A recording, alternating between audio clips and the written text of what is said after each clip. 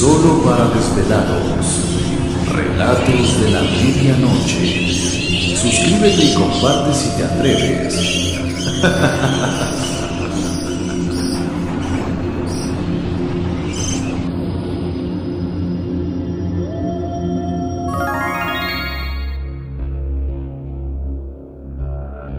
¿Insomnio? Turno de noche. Eres un alma trasnochadora. El miedo es el compañero perfecto para las horas más oscuras. Bienvenido al rincón donde la noche nunca termina y las sombras tienen voz.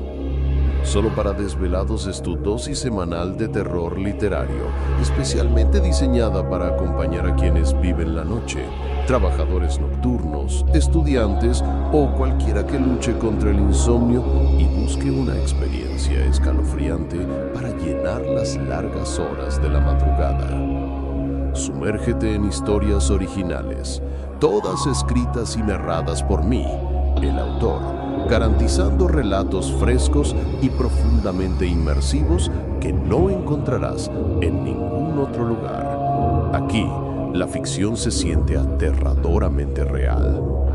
Activa la campana de notificaciones para que no te pierdas el próximo escalofrío. Prepárate, baja las luces y quédate despierto. Guayar, Claudio Darío.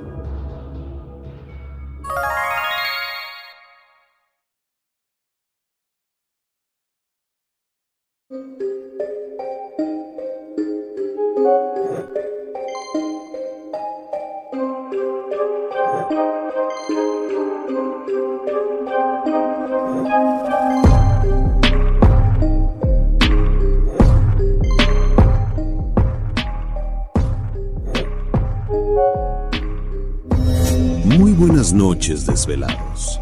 Bienvenidos una vez más a este rincón de oscuridad donde el sueño se pierde y las pesadillas cobran vida. Para desvelados, relatos de la medianoche. Sé que si estás aquí es porque el silencio de la madrugada te ha contado cosas que otros prefieren ignorar. Pero antes de adentrarnos en el horror que acecha bajo la Tierra Negra, quiero invitarte a que te unas oficialmente a nuestra comunidad de vigilia. Suscríbete al canal y activa la campanita. No permitas que las sombras te tomen desprevenido en la próxima entrega. Al activar las notificaciones, te aseguras de ser el primero en escuchar estos relatos de medianoche que nadie más se atreve a contar. Prepárate, apaga la luz y asegúrate de que tu puerta esté bien cerrada, porque la historia de hoy te recordará que a veces ser un incrédulo es el error más costoso que puedes cometer. El hambre de la Tierra Negra. En el pueblo de Paso Hondo, el progreso era un mito olvidado bajo capas de polvo y ceniza.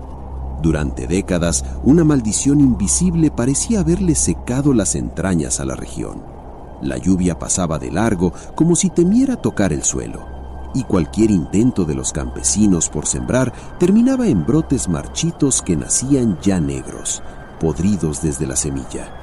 Las familias veían cómo sus animales nacían deformes o morían de una flaqueza repentina que les dejaba los huesos transparentes.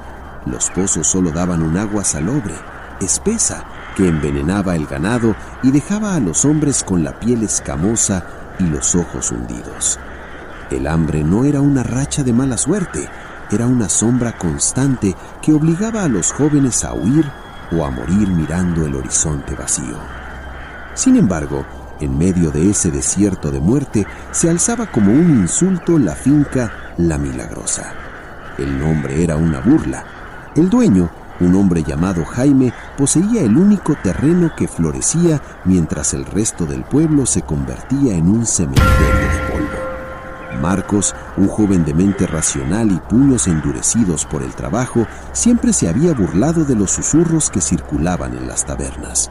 Escuchaba a los ancianos hablar sobre el padre de Jaime, un hombre llamado Juan, de quien decían que había sellado un hito de sangre con lo que vive abajo para salvar su patrimonio.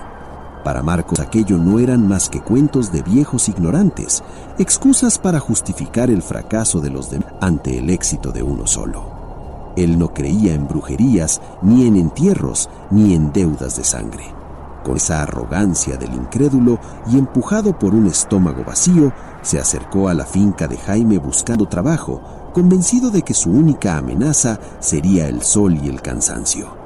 Pero al cruzar el umbral, el aire cambió. No olía a pino ni a tierra mojada. El ambiente estaba saturado por un hedor dulzón y metálico, el olor de una carnicería que intenta ocultarse bajo el aroma de las flores. Jaime lo recibió en el porche, meciéndose en una silla que crucía como huesos rompiéndose. El hombre estaba demacrado.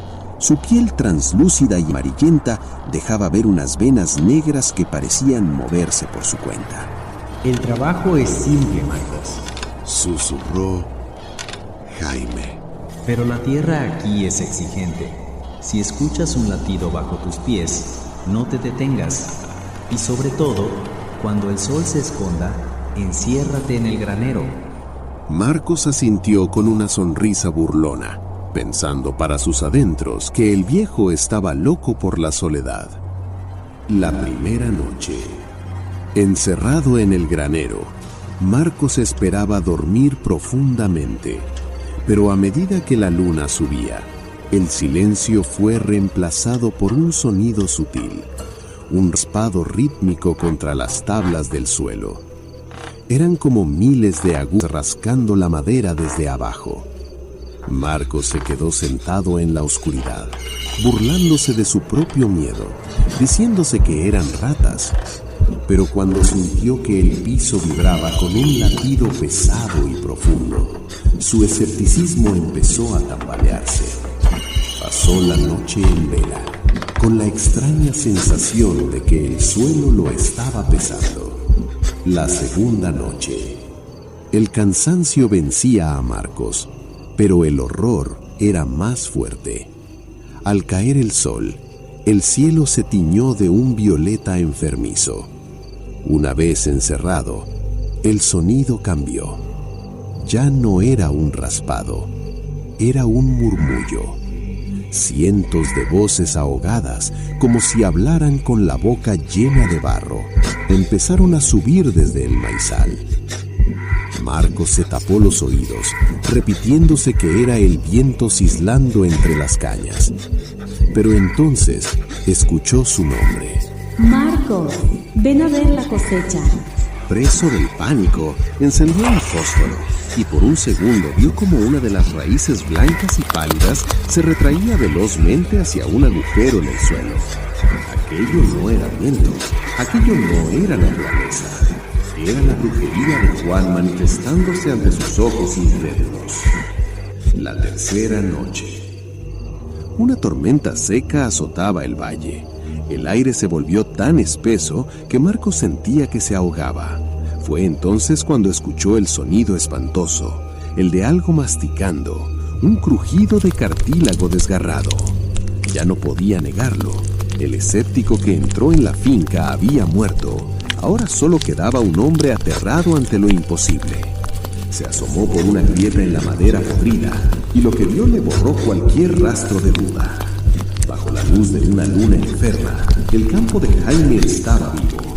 Del suelo, emergiendo de la tierra negra, se alzaban torsos humanos hechos de raíces y barro.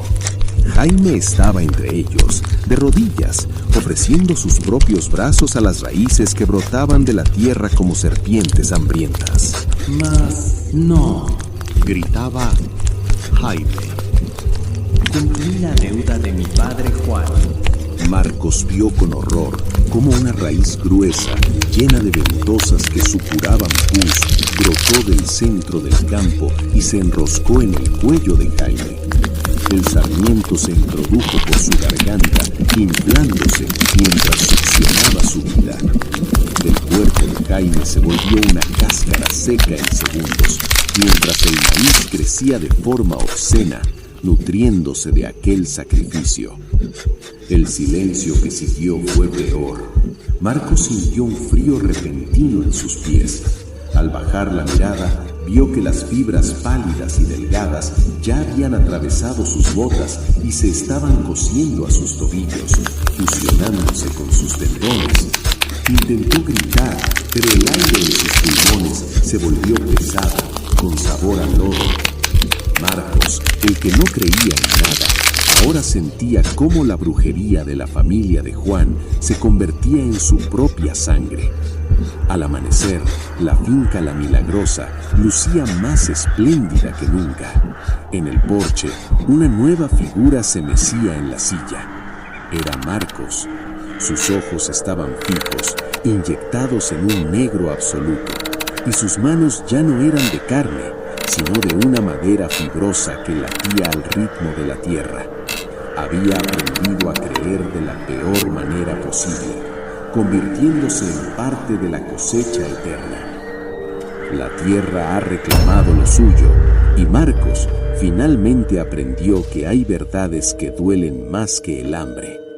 Espero que este relato de medianoche te acompañe en lo que queda de tu vigilia. Si el crujir de las paredes de tu casa te parece más fuerte ahora, o si sientes que algo respira bajo tu cama, recuerda que en la oscuridad nunca estamos realmente solos. Si este relato te erizó la piel, no olvides dejar tu me gusta y compartirlo con otro desvelado que se atreva a escuchar. Déjame en los comentarios, ¿crees en los pactos de sangre o eres como Marcos, un incrédulo que aún no ha visto lo que oculta la noche? Soy la voz de Solo para Desvelados y te deseo que el sueño te encuentre antes de que algo más lo haga. Buenas noches. Fin. Guayar. Claudio Darío, autor del cuento. Escrito el 14 de enero del 2026. Gracias por ver el video.